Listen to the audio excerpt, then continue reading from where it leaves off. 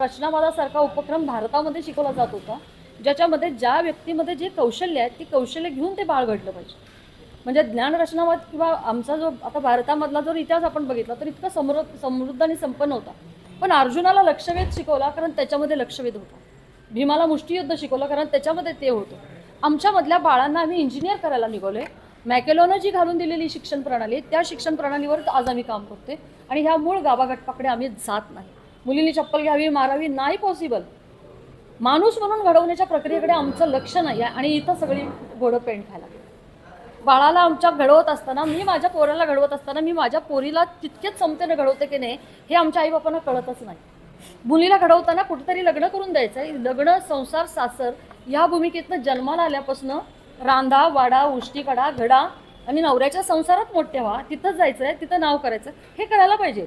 ते आता इतक्या लगेच बदलणार नाही. थोडंफार आता IT क्षेत्रामधल्या पोरी गेल्यामुळे सासरच्यांना बी तिलांजली दिली आणि माहेरच्यांना बी दिलेली आणि त्यांनी त्या स्वतःचा एक संसार उभा करून त्या जगतायत नवरा बायको स्वतःचा. पण या पार्श्वभूमी असताना माणूस म्हणून होण्याच्या प्रक्रियेकडे आम्ही मुलांना नेत नाही आणि या न नेण्याचे दुष्परिणाम आज प्रत्येक पुरुषानं तुम्ही आम्ही सगळ्यांनीच तुमच्या बाळाला जेव्हा घडवत असताना तुमच्या ताईला तुम्ही भांडी घासायला सांगत असाल तर तुमच्या मुलग्याला आजपासून भांडी धुवायला तुम्ही शिकवलं पाहिजे, किंबहुना तुम्हीही ते करायला शिकलं पाहिजे.